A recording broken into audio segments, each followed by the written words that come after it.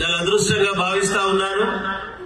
అలాగే రామకృష్ణ గారు, వారి మిత్రులు శివకుమార్ గారు, అలాగే వేదిక పైన ఆశీలైన పెద్దలందరూ, ముఖ్యంగా 2 రోజులలోనే మా ప్రైవేట్ పాఠశాలల యజమానులు, మా ఎంఈఓలు, ఎంపీడీఓలు, పీఈటీలు, పీడీలు, ప్రతి ఒక్కరూ, స్పోర్ట్స్ వింగ్ సోదరులు, మైత్రి సోదరులు అందరూ సహకరించి వారి సూచనల మేరకు ఈ రోజు ఈ ప్రోగ్రామ్ సక్సెస్ చేయడం జరిగిందని మీ అందరికీ తెలియజేస్తా ఉన్న సోదరులారా.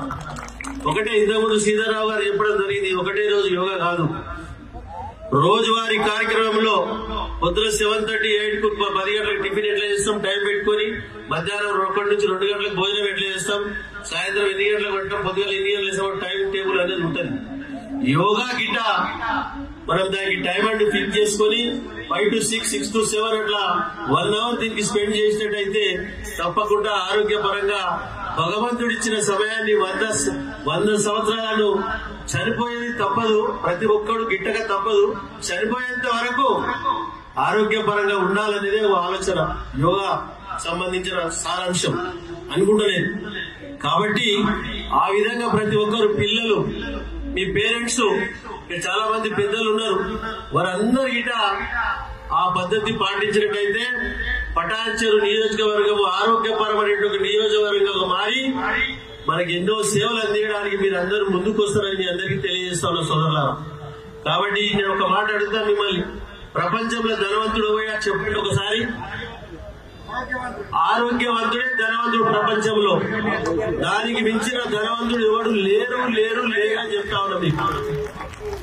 ఆ విధంగా మనమందరము ఆ విధంగా రోజువారీ యోగాను చేసుకుంటూ రన్నింగ్ కానీ, వాకింగ్ కానీ, స్పోర్ట్స్ లో రానివ్వాలి, చదువులో రానివ్వాలి, అన్ని రకాల మీరు ముందుకేసుకొని పోయినట్టయితే పిల్లలందరూ ఫ్యూచర్ లో మీరు ఎంతో ముందుకు పోవడానికి ఆస్కారం ఉంటుంది.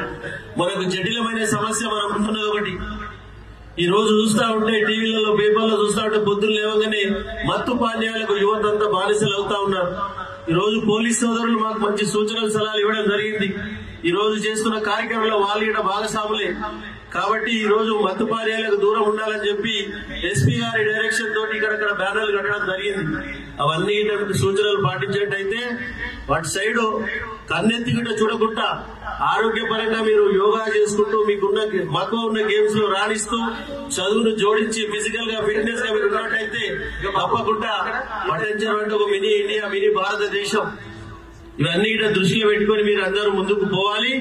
ఈ యోగా డేని ఇంతటితో వదలకుండా రోజువారీ కార్యక్రమంలో భాగంగా పెట్టుకుని యోగాను ముందుకు తీసుకుపోయి మనము భారతదేశంలో పటాన్చెరు నియోజకవర్గం అంటే ఆరోగ్యపరమైనటువంటి ఒక నియోజకవర్గంగా తీర్చిదిద్దడానికి మీరు అందరూ భాగస్వాములు కావాలని తెలియజేస్తూ మీ అందరికీ ధన్యవాదాలు తెలియజేస్తున్నా. Thank you.